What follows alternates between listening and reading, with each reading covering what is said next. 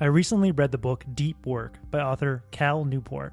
Cal defines deep work as professional activities performed in a state of distraction-free concentration that pushes your cognitive abilities to their limit.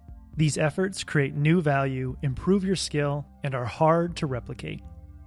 J.K. Rowling used deep work to complete the final book of her Harry Potter series, The Deathly Hallows, in 2007. She needed to escape the distraction of screaming kids and barking dogs, so she checked into a suite in a 5-star hotel in downtown Edinburgh, Scotland. She says, "I didn't intend to stay there, but the first day's writing went well, so I kept coming back, and I ended up finishing the last of the Harry Potter books here."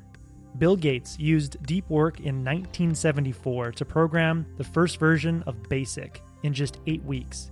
Cal says that Gates worked with such intensity for such lengths during the 2-month stretch that he would often collapse into sleep on his keyboard in the middle of writing a line of code. He would then sleep for an hour or two, wake up, and pick up right where he left off.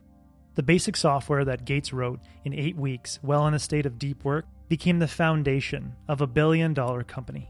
Author Cal Newport, an MIT graduate and Georgetown professor, claims that deep work allowed him to double his output of research papers while raising a family, writing this book, and teaching full-time at a prestigious university.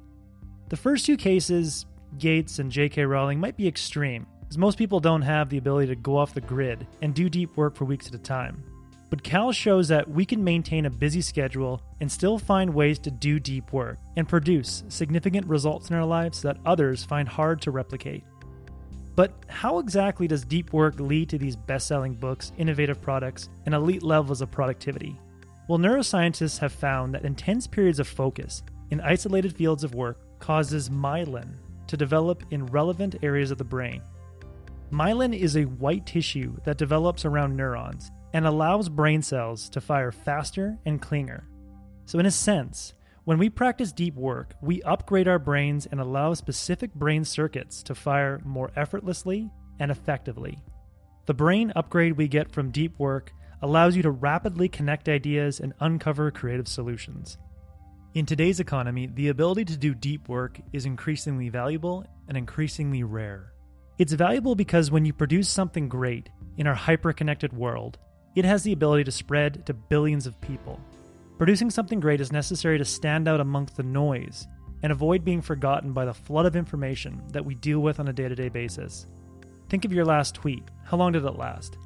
How quickly was it forgotten? Deep work is becoming increasingly rare because deep work requires undivided attention, and our world is being filled with more and more tempting distractions, so the ability to do deep work is becoming increasingly difficult. Coworkers expect you to immediately respond to an email or an instant message. Employers want you to function in an open office concept of constant distraction. Your friends and followers online expect you to maintain a social media presence. It's not enough to try to ignore these distractions. We are hardwired to be distracted and pay attention to novelty. In a 2012 study, led by psychologists Wilhelm Hoffman and Roy Baumeister, involving 205 adults, found that we are only able to resist temptations to take a break from work to check email, surf the web, or watch TV just 50% of the time. But there is hope. You can build a skill of deep work and escape the trap of constant distraction, thus separating you from the pack and making you indispensable in today's economy. Here are 3 deep work strategies that you can incorporate into your schedule to heighten your ability to focus and produce results that are hard to replicate.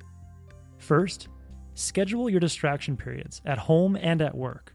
Most of us allow ourselves to go online at any moment and check our phone whenever it buzzes or dings, but doing so is training your brain to avoid deep work. A day full of unscheduled distraction is training your brain to give in to any and all distractions. To build your tolerance to avoid distraction, you need to place boundaries on your distraction. Have a notepad nearby and put down the next distraction break you'll have. Hold your focus until that time. At first, it's going to be painful, but remember that doing this is effectively doing the reps that build your ability to concentrate. Second, develop a rhythmic deep work ritual. Cal says the easiest way to consistently start deep work sessions is to transform them into a simple, regular habit. The goal, in other words, is to generate a rhythm for this work that removes the need for you to invest energy in deciding if and when you're going to go deep. Cal uses several examples in the book to show that scheduling chunks of deep focus in an ad hoc manner doesn't yield much productivity at all. For people who are not seasoned at doing deep work, it's best for them to have a reoccurring time each day or each week to go into deep work. Early morning is typically the best time to do this, because at that time, you typically don't have to deal with incoming requests. The research shows that people new to deep work can typically only do it for about 1 hour, and masters of deep work can typically only hold their attention up to 4 hours, in intervals between 60 and 90 minutes throughout the day. So the ultimate goal of each day is to plant deep work rituals throughout the day, with the ultimate goal of building up the sum of your deep work practices to 4 hours a day. The third strategy to cultivate deep work in your life is to have a daily shutdown complete ritual. Sleep is the price we need to pay in order to do deep work. It's the interest we pay on the loans of intense focus required to do deep work. To ensure that we get adequate sleep and restore our attentional reserves for the following day, Cal recommends that we incorporate an evening shutdown into our daily routine. An evening shutdown ritual involves making a plan to complete any unfinished tasks, goals, or projects the following day. Getting a series of steps lined out for the following day is enough to get items off your mind so you can disconnect for the rest of the day. When you get things off your mind, you restore the ability to sleep well and do deep work the following day. After Cal completes his plan for the following day, he will say to himself, "Shutdown complete." It's pretty cheesy, but he says it's a great cue to unplug. In the end, deep work is incredibly valuable because it changes your brain and allows you to produce innovative work that is hard to replicate. That was the core message that I gathered from Cal's great book. Cal does a great job of teaching deep work rituals and reducing the fear of leaving shallow work behind.